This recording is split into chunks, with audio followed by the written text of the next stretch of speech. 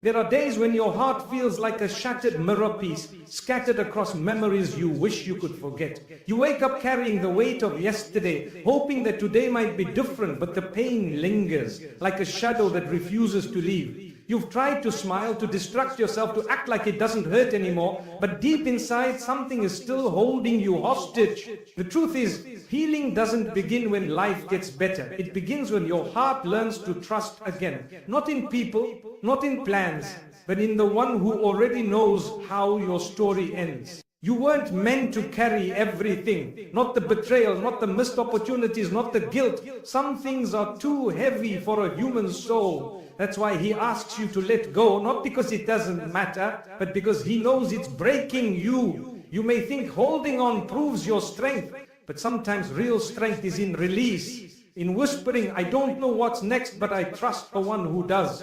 There is something sacred about brokenness. It brings you face to face with your need for Him. And if all this pain did was make you fall to your knees, then maybe it was never a punishment but a call to return. You haven't been abandoned. You're being redirected. He heard the silent cries. He saw the nights you didn't sleep. And through every detour, He's been writing a better ending. One you can't see yet, but one that begins the moment you let go and move forward.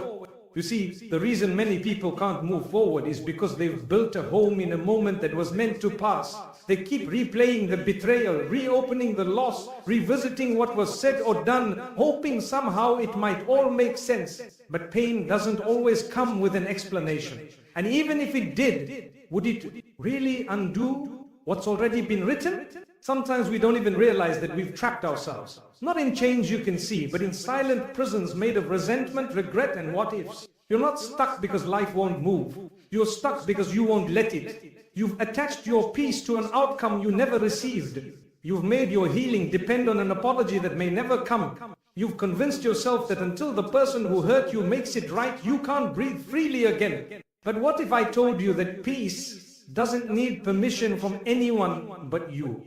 That you can stop waiting for closure from the people who broke you. That choosing to move on isn't a sign of defeat. It's a declaration of freedom. Ask yourself, is it really worth spending your days chasing justice if it costs you your soul? Is it worth sacrificing your future to prove a point to someone who no longer has power over your life? There's a deeper strength in walking away than there is in standing your ground over what's already been lost. Sometimes the loudest form of healing is in the quiet decision to stop looking back. You're not the only one who's been wronged. You're not the only one who's been overlooked, unappreciated, discarded. But that doesn't mean your story ends here. Your value doesn't decrease because someone else failed to see it. The door that closed was never your only way forward. It was just the one you thought you needed. And now something better is waiting. But you'll only see it if you turn around and walk toward it. Letting go is one of the hardest things you'll ever do, not because you're weak, but because you care, because you gave, because you tried. And when you've poured so much of yourself into something, walking away can feel like abandoning a part of your own soul. But hear this clearly. Letting go is not the same as giving up. It's not losing, it's choosing your peace over your pride, your future over your pride, your healing over your history. There's a kind of exhaustion that doesn't come from work. It comes from holding what you were never meant to carry. Anger that weighs down your chest, revenge that poisons your thoughts, regret that clings to your spirit. You weren't created to live like that. You were made to rise, not rot in old wounds. Think of it this way. A traveler climbing a mountain doesn't make it to the top by dragging a sack of stones. If anything, the higher he climbs, the lighter he has to travel. That's how life works. Every step closer to peace requires you to leave something behind. A grudge, a wound, a person, a version of yourself that no longer serves who you are trying to become.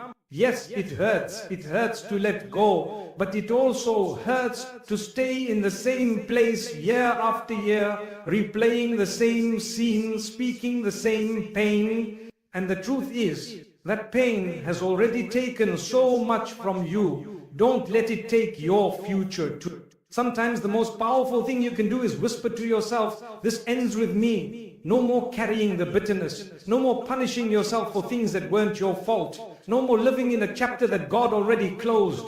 What's ahead of you is greater than what's behind, but you won't know that until you loosen your grip on what was and finally allow yourself to embrace what could be. There's a moment in history that silences every excuse we make for clinging to revenge. a moment that echoes through time as the greatest example of mercy when it was least expected. The Prophet, peace be upon him, returned to the very city that had once driven him out.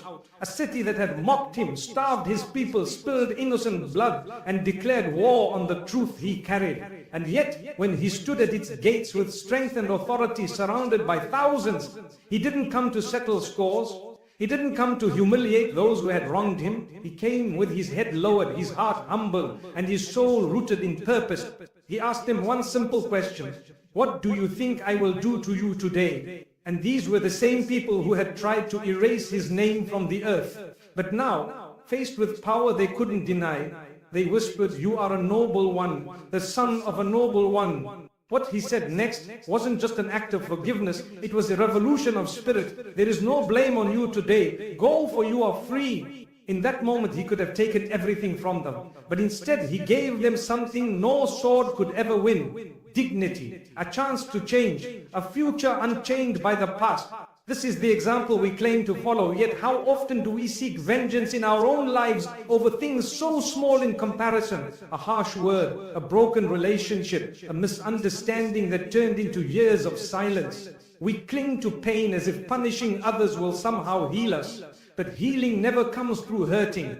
It comes through rising above what tried to bring you down. If the Prophet could forgive at the height of power, what stops us from forgiving when we're on equal ground? Maybe we're not weak for letting go. Maybe we're finally strong enough to stop fighting battles that don't serve our souls anymore. Sometimes life doesn't take from you to punish you, it takes to prepare you. You lose a job, a relationship, an opportunity you thought was everything. And in that moment it feels like your world is unraveling. You sit there wondering, why now? Why this? Why me? But what you don't see is the door just behind the loss. The one that only opens when your hands are finally empty.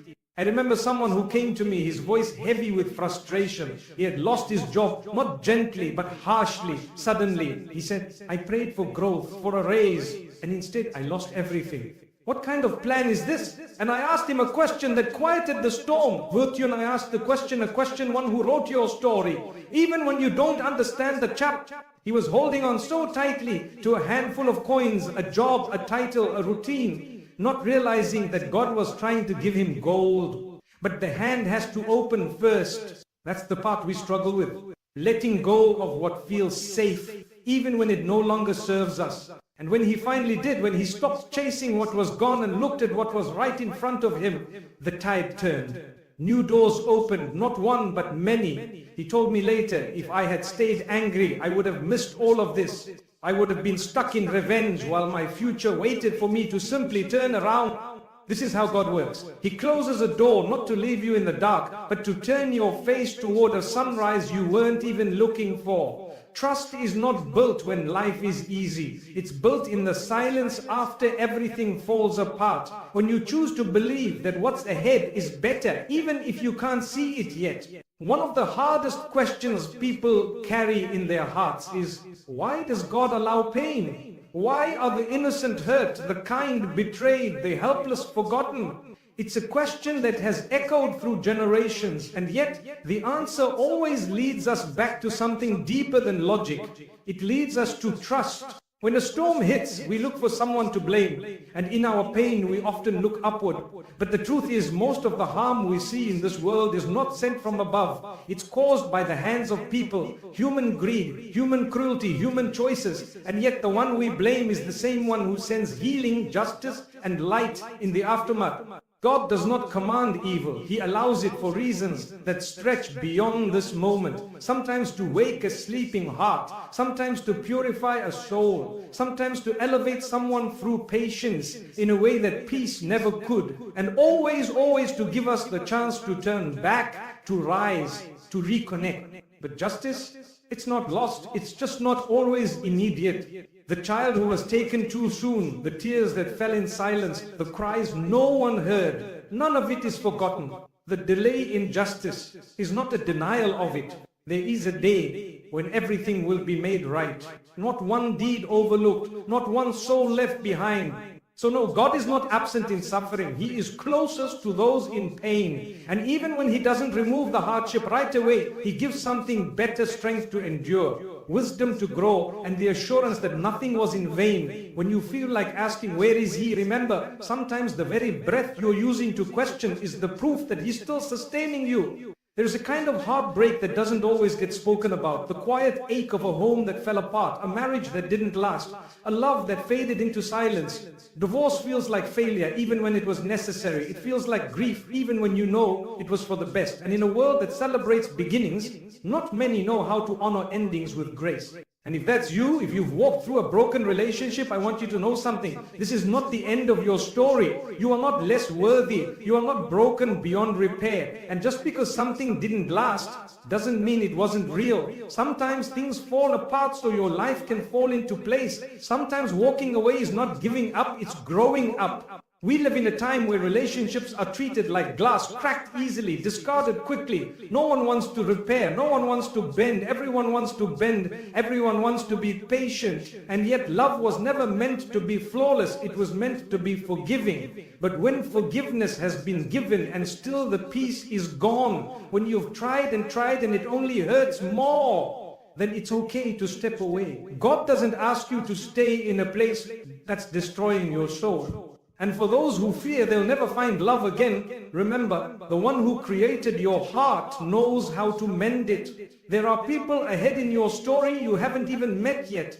People who will thank God that you made it through what you did, because without that ending, you would never have found each other. So don't let this chapter convince you that the book is over. Close it gently. Mourn if you must. But know that your heart can bloom again. Better love awaits, not because you deserve perfection, but because you trusted the one who perfects everything in its time. There are people who walk through life wearing chains no one can see, not on their hands, but on their hearts. Chains made of shame, guilt, and memories they wish they could erase. Maybe that's you. Maybe you've done things you're not proud of. Maybe you've crossed lines, broken promises, hurt. But I want to tell you something that could change your life. You are not your past. You are not your worst moment. You are not beyond redemption. The same hands that once sinned can now be raised in prayer. The same mouth that once lied can now whisper truth. And the same heart that once wandered can find its way home, because the door of return is always open. God doesn't love perfection. He loves sincerity. He loves when you turn to Him with a heart that says, I've fallen, but I want to rise. True repentance is not about erasing your story. It's about rewriting your ending. It's not about pretending you were never broken. It's about showing the world that mercy is real and that the cracks in your soul are where His light came through. When you truly change, when you walk away from darkness and toward light, something powerful happens. The mistakes that once weighed you down become the very reasons you rise. The past you once hid becomes the proof of transformation. And the God you once thought was far away, you realize He was always near, not waiting to punish you, but to purify you. So don't let your past chain you. Let it remind you of how far you've come. Let it fuel your humility, your compassion, your drive to do better. You were never meant to stay down. You were meant to fall, rise, and walk forward, stronger, softer, and closer to the one who never gave up on you. There is something we all forget in the rush of life. Time is not promised. You and I don't know how many mornings we'll have left, how many chances we'll get to change, to forgive, to return. One day the call to prayer will rise without us. One day the sun will shine and we won't feel its warmth. One day someone will say your name in past tense, and when that day comes, nothing you owned will matter. Only what you gave, what you changed, and who you became in the moments no one else saw. So come back, not tomorrow, not next year, now. While the heart is still beating, while the eyes still weep, while the soul still longs for peace. Come back before the page turns and your story ends in a place it was never meant to. If you've delayed your prayers, start again. If you've let go of your hope, hold it tight. If you've walked far from the path, just take one step and the most merciful will meet you there. You don't need to be perfect. You just need to be sincere. Let today be the day you finally let go of what's holding you back and move forward lighter, freer, and more alive than you felt in years. Because your story isn't over. Not yet. Not while you still have time to turn the page.